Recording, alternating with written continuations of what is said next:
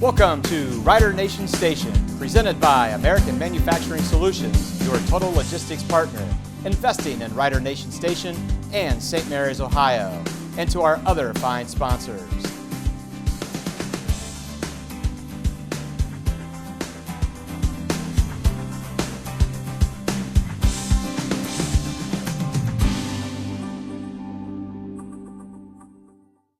Well, hello once again, everyone, and welcome to week number 8 of the Doug Fry Show. I'm your host, Joe Hurlburt, alongside head coach Doug Fry. And, Coach, it's hard to believe we're entering week number 8 of the 2019 season. Unbelievable. It's week 8 already. And, they say time flies when you're having fun, so we've been having a little more fun lately than maybe we had early in the year. But it's unbelievable. Once the season starts, it just flies by. Absolutely. Well, last week the Rough Riders defeated Elida 62-14. It was homecoming. And that runs the Riders' records to 5-2 overall, 4-2 in the Western Buckeye League, and we'll bring you up to speed as far as the Western Buckeye League standings going into week number 8. Of course, OG still undefeated in league play; they're 6-0, followed by Wapakoneta and Kenton at 5-1. St. Mary's is 4-2 in league play. Shawnee, Salina, Van Wert, Bath, now Defiance all find themselves with 2-4 marks, and Elida winless at 0-6. So. Last week's scores, we'll bring you up to speed. Walpock defeated Bath 27-3. Defiance defeated Salina 28-27. Somewhat of a surprise there. Yeah, a little bit. It's really such a topsy-turvy league that any week anything can happen. And, of course, Kenton defeated Van Wert 48-25. I thought Van Wert would give them a little better game than they did, but nonetheless, Kenton comes on top, and OG defeats Shawnee 23-7. This week around the Western Buckeye League, it looks like this. Defiance is on the road at OG. Salina's at Wapak. Van Wert at Elida. Shawnee is at Kenton. And, of course, St. Mary's will host the Bath Wildcats. So, Coach, as we do each and every week, kind of bring us up to speed on how the other programs have done last week. And they're almost done. I've been extremely impressed all the way down. I had the opportunity to talk to a few of the coaches from our youth league programs, by the way. And 5 of our 6 JV teams made the playoffs. We're the only WBL team that has kept 3 youth league teams. Most of the WBL schools went to 2, and we have great numbers down in our youth league. We had tremendous numbers for our flag football program this year. Our 7th grade's undefeated right now. They're 7-0 right now, and they're 2 platooning and playing a lot of kids down there. Across the league, talking to some of the fans, we've had the best numbers there. Our 8th grade's lost 1 game. Our freshmen lost a tight game to Fort Loramie's JV team. We played their JVs with our freshmen. So we're scheduling those guys up, and we've taken a couple of the kids up and brought them up to the varsity.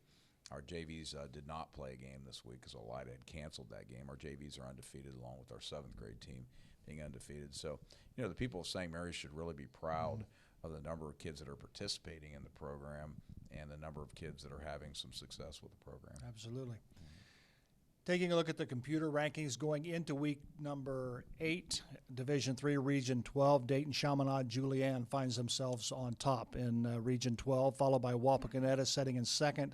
Then Franklin and Trotwood Madison round out the top 4. The Rough Riders find themselves in the 5th spot. Hamilton Ross, Hamilton Baden, and Cincinnati Hughes round out the top 8. So the Riders drop a little bit, but I think when you look at games this week, I think the key game that everybody has their eye on, I believe, is Sidney and Greenville. They got to play each other, and I think will have a little bit of an outcome, and we're kind of pulling for Sidney to defeat Greenville. So hopefully that'll happen, but again, you just play the best that you can play and let the chips fall where they may as far as the playoffs go. I root for Sidney for a couple reasons. First of all, obviously we beat them in the opening game, so there's some points there. But Adam Dunn, just their head coach, who had played for me, and Adam and I are, pretty periodic contact back and forth, and I try to help him in any way I can, and been one of our past players. So we root for them, but our focus is more on taking care of business that we need to do. Well, this week, some news from the Rough Rider camp that they have a game opener for next year. It's Thurgood Marshall. How'd that all transpire and how'd that all come about? And what's the playing situation? Well, first of all, I think people need to understand finding a game is not an easy venture by any means. And realistically, I probably had 70, 80, 90 different phone calls, emails, texts back and forth trying to get people interested in playing. And then when you find a team that is interested, you have to match up the home and away at that point. And we had 3 or 4 that were interested, but then all of a sudden we couldn't match up the home and away. We went into the MAC. We tried to get some teams in the MAC interested. No one was really interested in playing in that opening ball game. And we searched the area, and we were really keeping an eye on our fans and our community. And we first of all had to find a home game, and second of all, if we traveled the second year, we wanted to make it within a feasible amount. So Thurgood Marshall, they'll be coming here next season. They're D4 this year. They traditionally have been D3. I'm not sure how it works in the Dayton City, but I know the enrollment changes a little bit each year. And then we'll be heading down to Dayton Welcome Stadium in 21, which will be kind of a neat experience, I think, for our kids and our fans. We'll play the opener there, just a little over an hour away. So we think it's a good match as an opener all the way around. Sounds good. So Thurgood Marshall will be the home opener in the 2020 campaign next year for the St. Mary's Rough Riders. We're going to take a break. When we come back, Coach Fryer and I are going to talk about the multi-sport athlete and the benefits that it has not only on the football program as a football player, but how that may help them down the road as well. We'll do that and more when the Doug Fry Show continues on Rider Nation Station right after this. If you're in the market to buy or sell a home, your job is made easy with Scott Ross Realty. Contact one of their hardworking, well-trained agents today at 419-305-4373 for all of your home buying and selling needs. Scott Ross Realty, wishing all Rough Rider sports good luck. Welcome back to the Doug Fry Show. Joe Hurlburt alongside Doug Fry. And Coach, let's talk a little bit about the multi-sport athlete. I think that's one thing that you encourage your football players to do is continue on in the offseason and pick up another sport down the road. Yes. You get one opportunity to do this. So often kids come, I'm going to work, I'm going to do this, and my response is you can work the rest of your life. You get one opportunity to play these sports, and I know it's demanding with all the off-season demands now, but we want kids to be competitive. I was actually a 4-sport athlete. I played both track and baseball for a couple years, and then it just wouldn't work out with going down to batting and inning, coming up and long jumping in between from that standpoint. So I went back to 3, but play every sport you can and take advantage of the opportunity that you have, and don't let any coach talk you into just limiting down to a sport or two, or anyone talk you into that. Also, when kids are recruited at the next level, also often when recruiters come in, they're first of all want to know about their academics, so you need to take care of that classroom work. But second of all, is the kid competitive? Is he a kid that likes to compete, likes to get after it? Does he play multi-sports? And I know there's a number of college coaches, speaking to Coach Elston at Notre Dame, I read an article, Coach Campbell at Iowa State, how they want those multi-sport guys. They want those guys that compete and do the little things. And I know sometimes it's tough on parents because your kids are playing a number of sports, but hey, don't miss an opportunity. Play every sport you can. And I think every sport that you participate in, it has an advantage, or it will give something to you to take back to the sport that you're focusing on. So, for example, if your football player decides he wants to go play tennis, well, there in that particular sport works on your footwork. You can concentrate on your footwork. Track, there's a variety of things that it can contribute: endurance, your speed, strength overall, and things of that nature.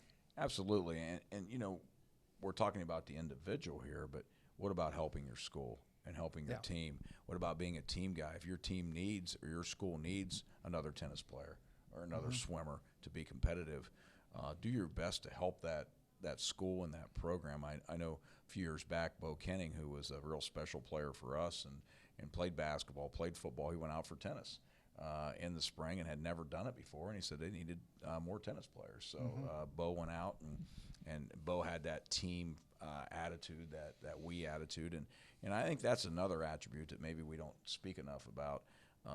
How can you help others? And really in life, that's what it's all about. Whenever job you're in, or most jobs at least, you're going to have to work with other people. Absolutely. And I think you touched on it earlier, and it's the competitiveness. Every sport that you participate in, you compete. You make yourself personally better and to grow and to make you a better athlete, and that pays dividends in the end as well. Absolutely, and some of our coaches, we run the off-season program that we have where we're in the weight room and we're doing things in there. We just don't want to go in and lift weights. We do things in there that are competitive every day. Who can do the most push-ups, who can do the most sit-ups, who can bench press the most. So we're trying to create competition with our own environment right there. And anytime you compete, the world's competitive. The world's working together with other people. So past athletics, there are values to be learned for life. Absolutely. We're going to take another break. When we come back, we're going to talk about last week's victory over the Elida Bulldogs. We'll do that and more when we come back to the Doug Fry Show on Rider Nation Station right after this. Vogel's Bake Shop, making thousands of fresh donuts daily, open 7 days a week with stores at St. Mary's, Salina, and Walpock. Also now found in Wagner's IGA at New Bremen, Minster, and Fort Laramie. Welcome back to Rider Nation Station. Joe Hurlburt alongside Doug Fry and Coach. 62-14 win over the Elida Bulldogs last week. It's okay to have a game like that every now and then, isn't it? Well, I know when I went home, my wife said, man, thank you. She's in the stands and she has to watch a few of those tight games we've had, and we obviously have been on the other side of that coin prior to that. And, I first of all want to compliment Elida, and I thought their kids continued to play hard and do the little things that are necessary, and they've had some adversity that they had to respond to throughout the season, and they're struggling right now, and we ended up coming on the upside of the score, but things change quickly. I mean, the people I know that are maybe listening to this show, there wasn't too many years ago where we were in the midst of a 21-game losing streak in the league, so we've been on both sides of that coin also, and I made sure I told our kids, hey, what I really liked about the game was we came out and we got off to a fast start. Obviously started by Ty House, kickoff return, and how we did that, and we were able to play a lot of kids, and but Elida is struggling now, and I'm sure there'll be better days ahead for them. Let's start off with looking at that kickoff return by Ty Howell. Look at the special teams play this week.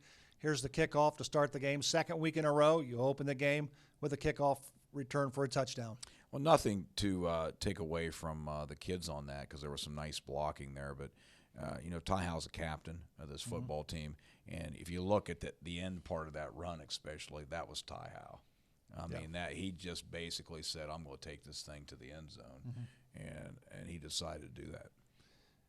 Brandon Bowser is your kickoff, does your kickoffs for you, and of course this is always good defense right here when you get no return and kick it into the end zone. Yeah, Brandon Bowers has been doing a good job, and a sophomore that had really been a part-time kicker for us. He really just started being a kicker about mid-season last year, and Dave Ring and I were out during the summer, and Dave does a tremendous job, by the way, helping us out, and used to be our soccer coach who works with those guys, and I started teaching him how to punt about middle of the summer, just on an evening that we were out there working with 3 or 4 guys, and on a whim, and all of a sudden now the guy is doing all those things for us. So. And then this last one is just good kickoff coverage, and I think Ryan Meyer hustles down here and makes the stop.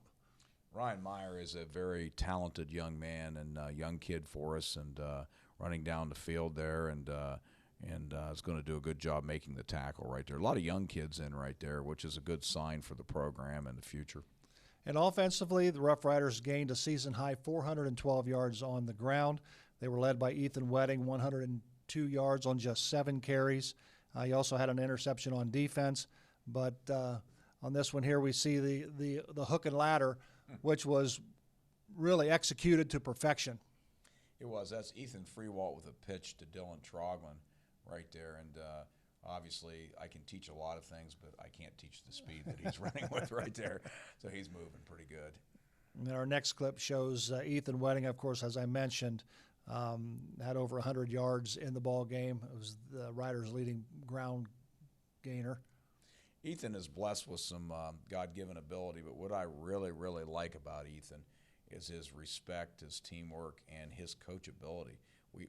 Ethan knows probably 7 different positions on this football team, and we can quickly move him there without him having any doubt as to what he's doing, and that says a lot about the young man. Ethan Fraley gets a shot at fullback, and he picks up good yardage, just a good hard-nosed running, good blocking up front at the point of attack. And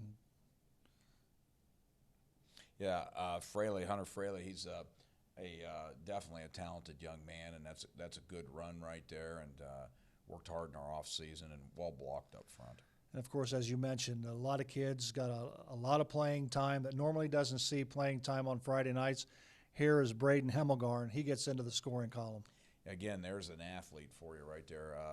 Braden got away from football as a freshman, decided he wanted to be one of those guys that just played one sport, and we kind of got him convinced to be a multi-sport guy and stick with the three, and we're glad he's back with football. This was kind of funny because when he came in, I'm sitting in the booth looking for numbers and trying to identify names and numbers, and all of a sudden I look up, and he's about 40 yards already down the field before I could catch up to realize who is actually carrying the ball. This one here is Ross Henshin. Ross has seen a little bit of playing time earlier in the season, off and on, but here he runs for 6. Yeah, he showed some really good speed there. They have some good speed in their secondary, and here's a young man you're going to see a lot more of is Ross Henshin. He has really got better, and extremely coachable, extremely intelligent, extremely hardworking. And as a coach, you love working with kids like that. And I tell you, the thing that I notice is that once your offensive backs break the line of scrimmage, their shoulders go north and south. That's exactly where they're headed. They're going forward. And we teach them to do that, and I can't take any credit for that. Kobe Fry's our running back coach, and he does a great job coaching those kids to do that. And this is Aiden Eigenbrod, I believe is how we say his name, Eigenbrod, and he gets some playing time, and he's going to take one to the house as well. Aiden is a good young man. There again, he knows about 4 or 5 different positions. Moved him from right half to left half to fullback, and when you got kids like that, that makes the coach's job a lot easier. Defensively, of course, your defense played well. They didn't play the entire ball game. Of course, on the defense, you got everybody in the ball game as well. But the defense held Elida just 130 yards of total offense. They forced 2 turnovers, and this here is a big stick by Lucas Walter. Lucas Walter is a young man that I really, really like. He just is extremely coachable, extremely hardworking, and does the little things well. Now, this next clip was kind of hard to see because I think the referee's in the way, I believe. But Carson Fishbach recovers a fumble. I think this was in the end zone. Yes, and you know, there's the merit of continuing to play. You know, the ball's down there, it's inside the one, and you know, a lot of people would just say, well, they're going to take it in here. You know, we'll come up and make our token hit. But you keep playing till the whistle, and you keep digging at that football, and that's a good team defense right there. Good job by Blake Knar, kind of shutting down the hole right there, and the rest of the guys kind of digging it out. This next clip is we talked about Ethan Wedding and his job on offense. Here's what he is on defense, and this stick here will make a receiver think twice before he catches a football. You know, this little settle route is one that we've had trouble with the last couple of weeks, and they hit us on an earlier drive. And Coach Yale does a good job coaching his secondary right there, and Ethan timed that up pretty good. And then this is another clip of Lucas Walter.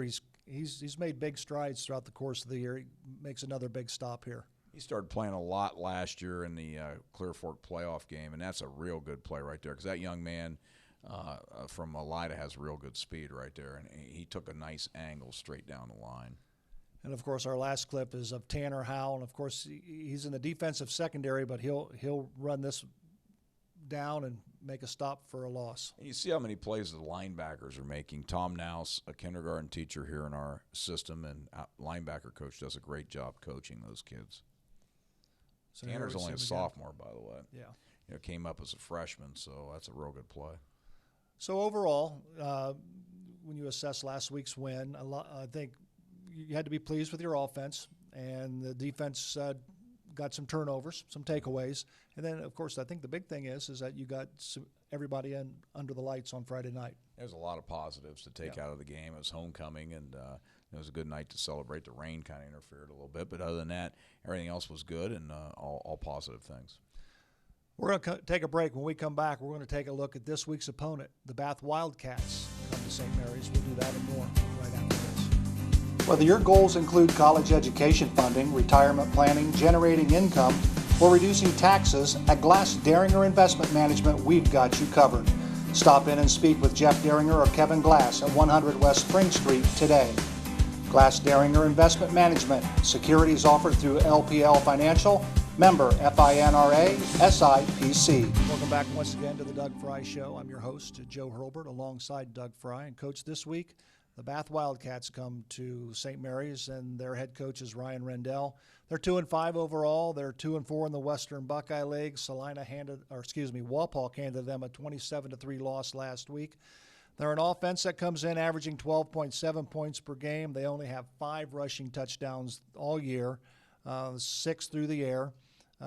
Their total offense, they're averaging 236 yards per game, and that ranks them last in the Western Buckeye League in that category. But still, each and every week, I think when you play the St. Mary's Rough Riders, your whole season, to me, if you can beat the Rough Riders, I don't care if you go 1-9, you've had a successful year if you beat the Rough Riders. And this will be no different with Bath. They want to beat the Rough Riders. It's probably the same reason we had difficulty finding an opening game. In just all honesty, we're going to get everybody's best effort, and we'd rather be in that position than the other way around. And this Bath football team, I look at Coach Rendell and his staff and what they've done. Man, are they playing with spunk, and are they playing hard, and are they improving each week? You can look at the scores, you can look at the stats, but the game a week ago was 7-3 Wapakoneta at halftime. Mm-hmm. And there was an opportunity that Bath didn't quite finish down in the red zone that they could have to actually be ahead at halftime.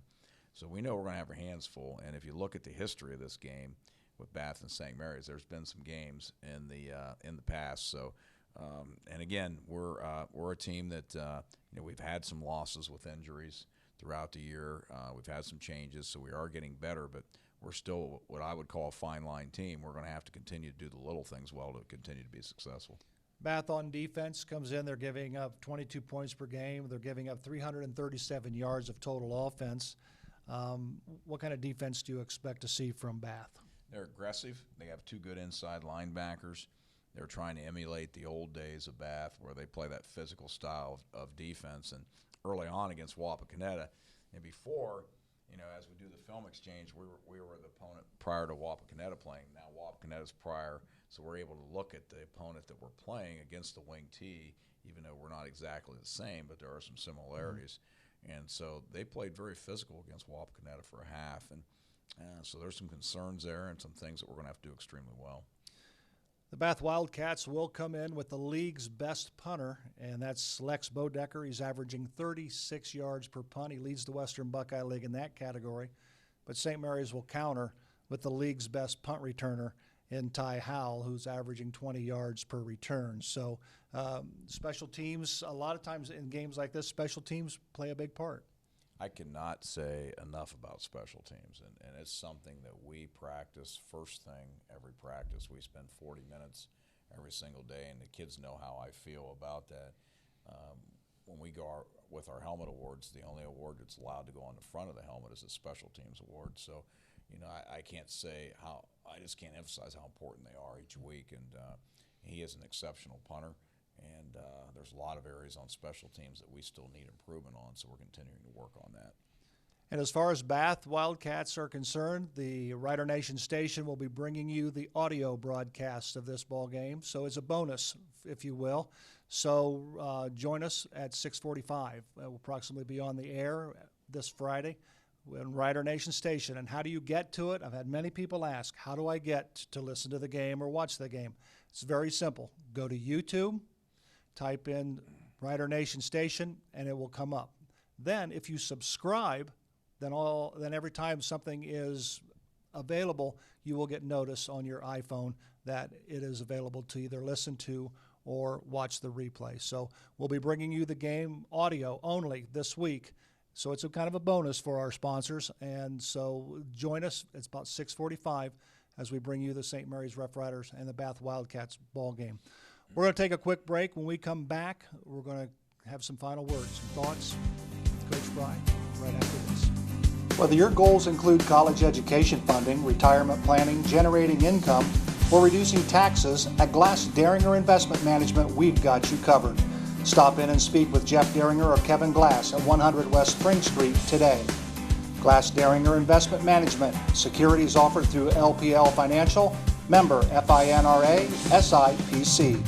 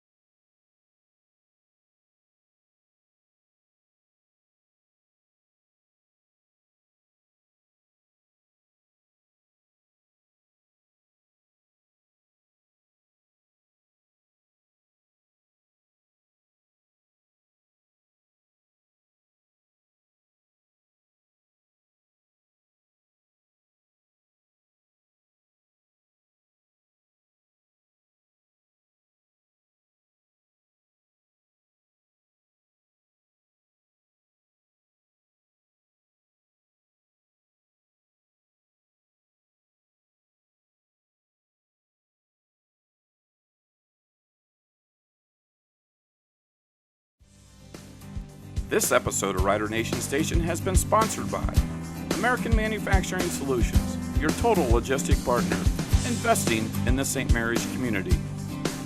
Vogel's Bake Shop, making thousands of fresh donuts daily, open 7 days a week with stores in St. Mary's, Salina, and Walpock. Also now found in Wagner's IGA in New Bremen, Minster, and Fort Laramie. Whether your goals include college education funding, retirement planning, generating income, or reducing taxes, at Glass Deringer Investment Management, we've got you covered. Stop in and speak with Jeff Deringer or Kevin Glass at 100 West Spring Street today.